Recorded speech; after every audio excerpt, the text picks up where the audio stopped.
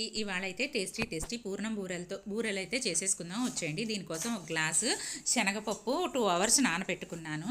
దీన్ని కుక్కర్లో 3 విజిల్స్ వచ్చే వరకు కుక్ చేసుకున్నాను. తర్వాత వాటర్ ఫిల్టర్ చేసి గ్రైండ్ చేసుకున్న తర్వాత దీనిలో ఒక గ్లాసు శనగపప్పుకి ఒక గ్లాసు బెల్లం తీసుకొని 2 మిక్స్ చేసుకొని స్టవ్ మీద పెట్టి కుక్ చేసుకున్నాను.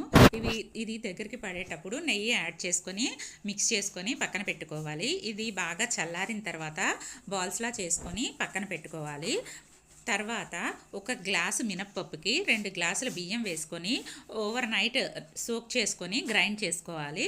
ఇలా గ్రైండ్ చేసుకున్న తర్వాత ఈ బ్యాటర్లో సాల్ట్ మిక్స్ చేసుకొని ఈ పూర్ణంనైతే ఇందులో వేసి ఈ విధంగా బూరెల్లాగా చేసుకొని డీప్ ఫ్రై చేసుకుంటే మనకి టేస్టీ పూర్ణం బూరెలు అయితే రెడీ అయిపోతాయి. ఎంతో టేస్టీగా చాలా బాగుంటాయి. ప్రసాదానికి కూడా ఎంతో